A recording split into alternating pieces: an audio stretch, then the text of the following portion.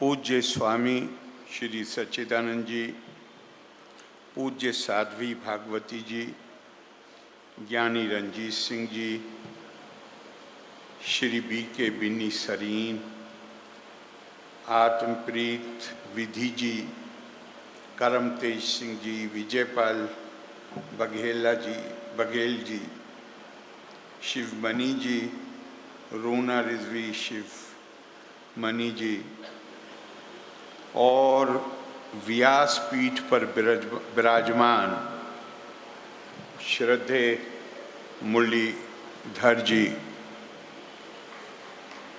भाइयों और बहनों, न कोई देश ऐसा है, न कोई समाज ऐसा है, न कोई व्यक्ति ऐसा है कि समस्याएं ना आए सामने। इम्तहान परीक्षा ये होती है कि हम अपनी समस्याओं से कैसे निपटें, कैसे उस पर काबू पाएं, और उसके लिए हमें अपनी सांस्कृतिक धरोहर, अपने ज्ञान, अपने पूर्व के अनुभव, उन सब से सबक हासिल करना होता है। उसकी रोशनी में हम अपनी समस्याओं से निपटते हैं।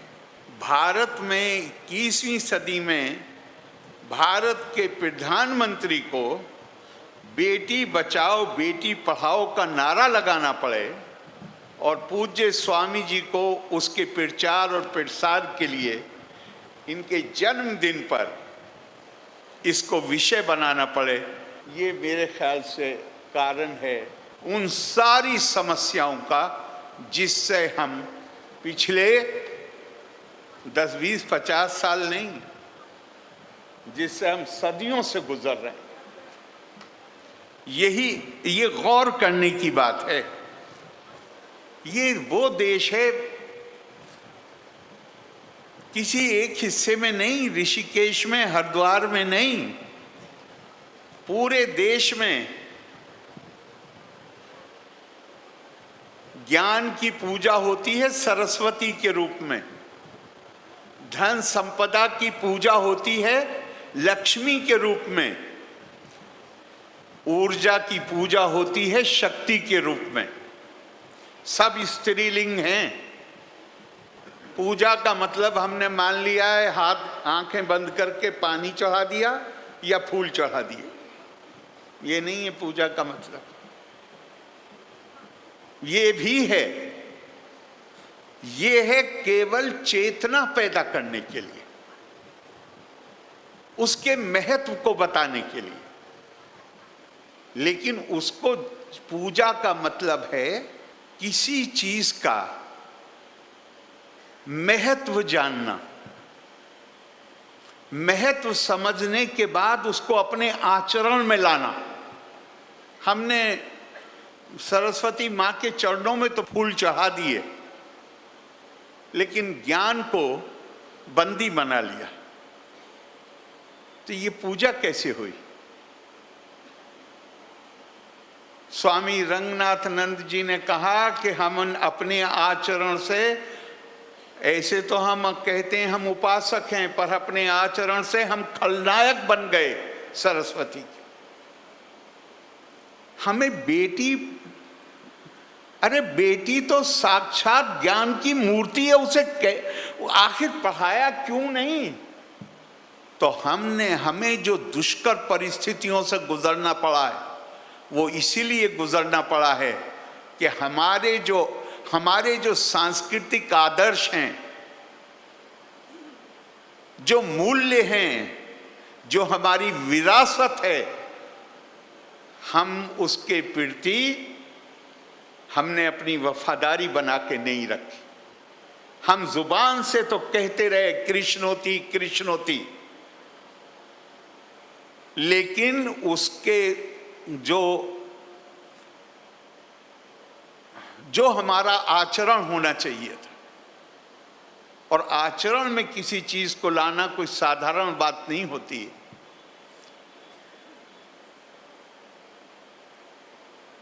कौरव और पांडव मिला के 105 राजकुमार थे। पहले दिन जब शिक्षा शुरू हुई तो गुरु ने कहा सत्यम वद धर्मम चर। और शाम को पूछा कि सुबह जो पाठ पढ़ाया था उसको बताओ। सबने बताया। जिसे धर्मराज कहते हैं वो युधिष्ठिर, उन्होंने कहा मुझे याद नहीं हुआ। डांट खाई, और केवल उस दिन डांट नहीं खाई, लगातार डांट हुई खाई, और जीवन के अंत में जाकर कहा कि गुरु ने जो पाठ पहले दिन पढ़ाया था उसको समझने में पूरा जीवन लग गया। उसका मतलब क्या हुआ? आचरण में उतारे बगैर चाहे जितना बड़ा आदर्श हो उसका कोई महत्व नहीं।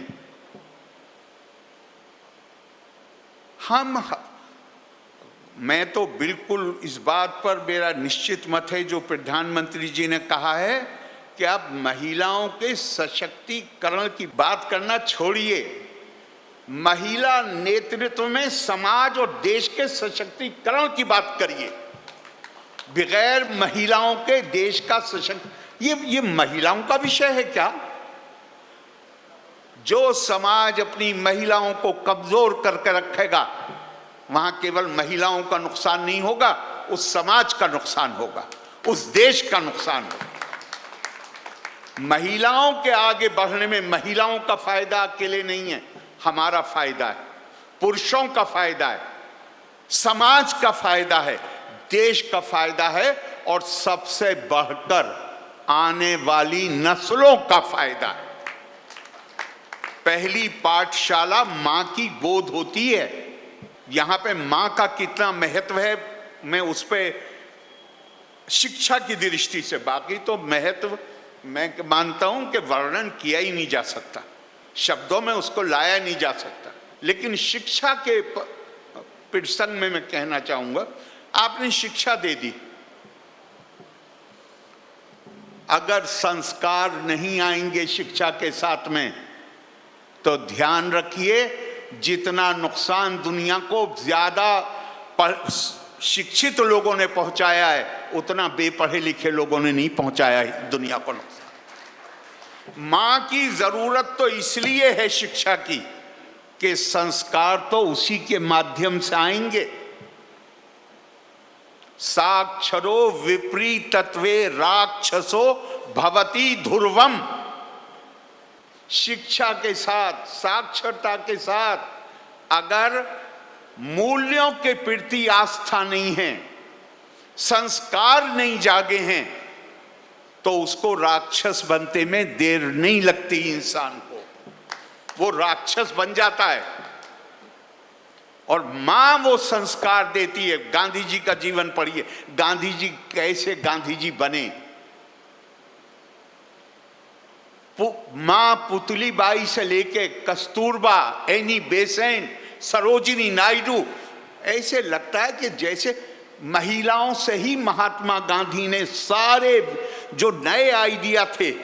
सत्याग्रह कहां से आया महात्मा गांधी के पास? जब गांधी जी की कोई ऐसी बात करते थे कि बा नाराज हो जाएं, तो बाप पति से लड़ाई नहीं लड़ती थी, नाराजगी नहीं दिखाती थी, खाना खाना छोड़ देती थी।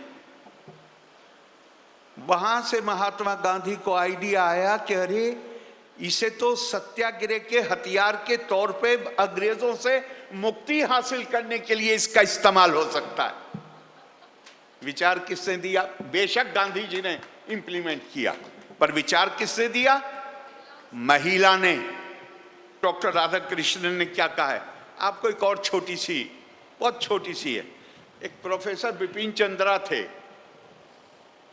अब उनकी मृत्यु हो चुकी है। बहुत बहुत ज्ञानी आदमी थे, जवाहरलाल नेहरू यूनिवर्सिटी में प्रोफेसर, और बड़े लेफ्टिस्ट थे। उन्होंने लिखा है, उन्होंने पीएचडी जर्मनी से की। ये समझिएगा शिक्षा और संस्कार कितना महत्व है। तो कहते हैं, लिखते हैं, कहते हैं कि मेरे जिस प्रोफेसर जो उनके सुपरवाइजर थे, जिनके अंडर में वो पीएचडी कर रहे थे, तो उनसे बातचीत होते में कई दफा मैं कहता था कि हमारा देश अब आज़ाद तो हो गया है, लेकिन हमारे यहाँ निरक्षरता बहुत है, इसलिए भारत की समस्याएं बहुत हैं और हम आसानी से अपनी समस्याओं को से निपट नहीं सकते, हमारी आज़ादी को भी खतरा हो सकता है, वगैरह वगैरह।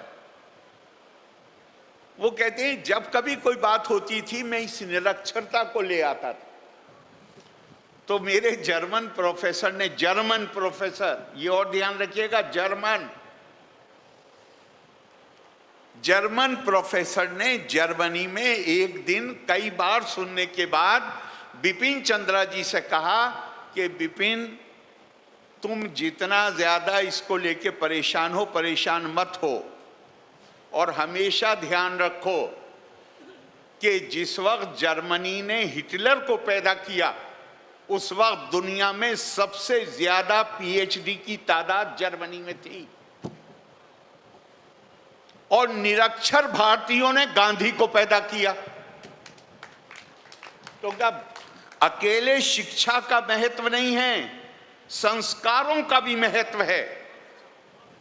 शिक्षा वास्तव में उसका जो सकारात्मक रूप है, रचनात्मक रूप है, तब निखर के आता है जब उसके साथ संस्कार परवरिश पाते हैं, और वो काम सबसे बड़ा और जगह से भी सीखा जाता है, लेकिन सबसे पहली गुरु उसमें संस्कार देने में मां होती। ज्ञान साक्षरता नहीं है, तथ्य इकट्ठा कर लेना नहीं है।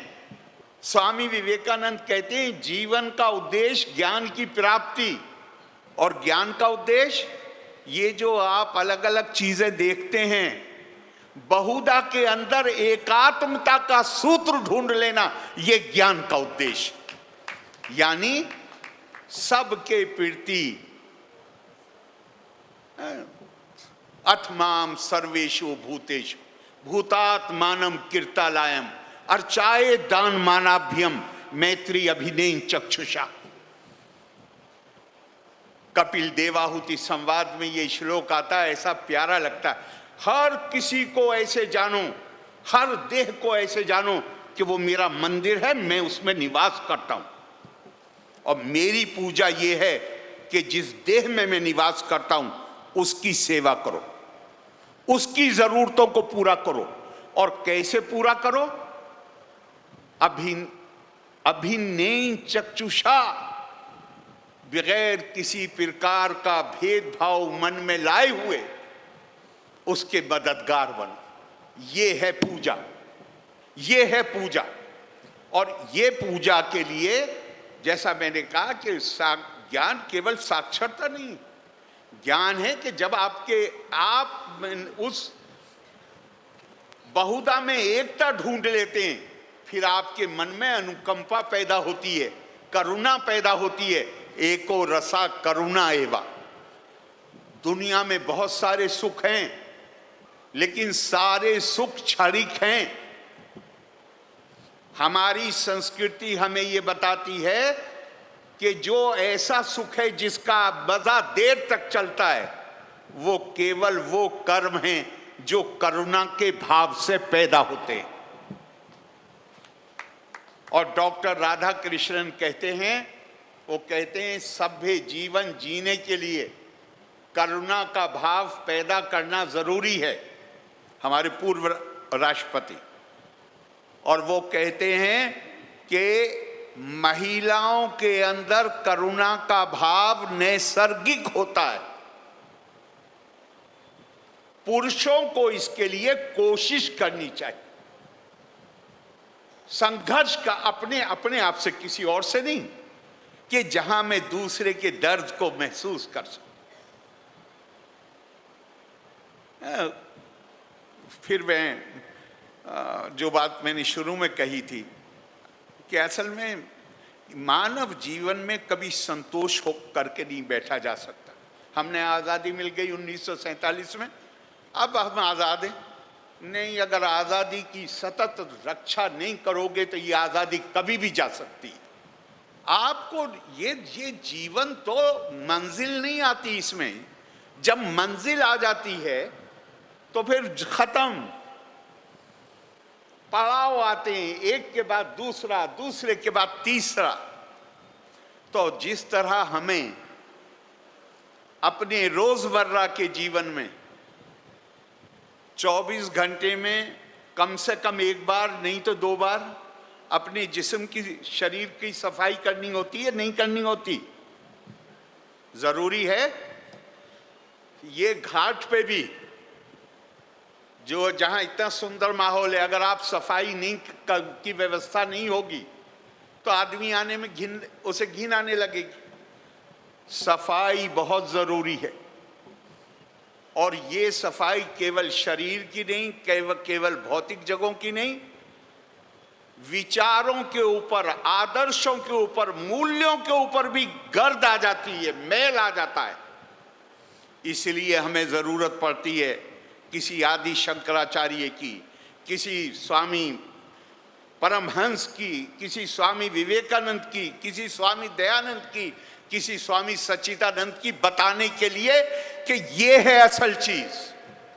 हमें जरूरत पड़ती, उसको बार बार जिंदा करना चाहिए। बार बार अपने आप को, अंग्रेजी में कहते हैं, मैं तो छात्र हूं, ये लोग तो टीचर हैं जो यहां बैठे हुए हैं, उन्होंने कहा कि repetition is the mother of knowledge. किसी चीज को बार बार अपने आप को याद करना उस ज्ञान की को सुरक्षित कर रखता है, वही ज्ञान है।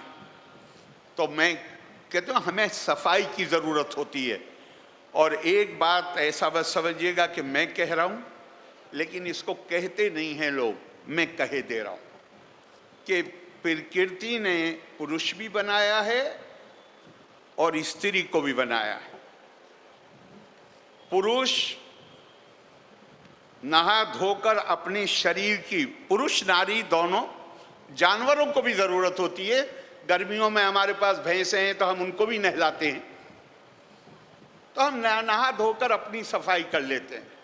लेकिन पुरुषों को प्रकृति ने कोई ऐसा मैकेनिज्म नहीं बनाया कि वो अंदर से अपनी सफाई कर सके। महिलाओं को ये शक्ति दी है प्रकृति ने कि वो अंदर से भी उनकी सफाई होती है।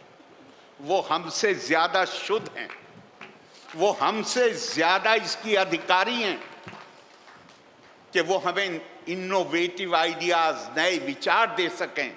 वो हमसे ज्यादा इसकी अधिकारी हैं कि वो हमारे बच्चों को अच्छे संस्कार दे सकें। स्वामी जी, हम तो यहाँ इकट्ठे हुए थे आपका जन्मदिन मनाने के लिए, लेकिन आपने इस जन्मदिन को, साध्वी जी ने इस जन्मदिन को समर्पित कर दिया है बेटियों के लिए। मुझे बहुत खुशी हुई है और मैं आपको इसके लिए धन्यवाद देता हूँ। मुझे उम्मीद है हम यहाँ से इस चेतना के साथ जाएंगे कि नारी, उसको समानता, प्रतिष्ठा हमारे लिए अत्यंत हमारी उन्नति संभव नहीं है जब तक, बल्कि मुझे पहले नहीं पता था, लेकिन बात कर रहा था तो उसमें आया कि हमारे यहाँ श्लोक कहा गया, जन सामान्येषु स्त्रीषु पिरसारा दीर्ते कश्चिद उपायो नास्ति। जन साधारण को और महिलाओं को शिक्षा दिए बिना, शिक्षा के प्रसार के बिना किसी भी समाज की उन्नति संभव नहीं है। और हम अपने आप को समर्पित करेंगे अपनी बेटियों को, अपने बच्चों, सभी को पढ़ाने के लिए, और लेकिन बेटियों के साथ जो ज्यादती होती है उसको खत्म करने के लिए अपने आप को समर्पित करेंगे। आप सबने इतनी देर मुझे सुना, स्वामी जी ने यहाँ बुलाया, आप सबको बहुत बहुत धन्यवाद। लोका समस्ता सुखिनो भवन्तु। जय हिंद, वंदे मातरम।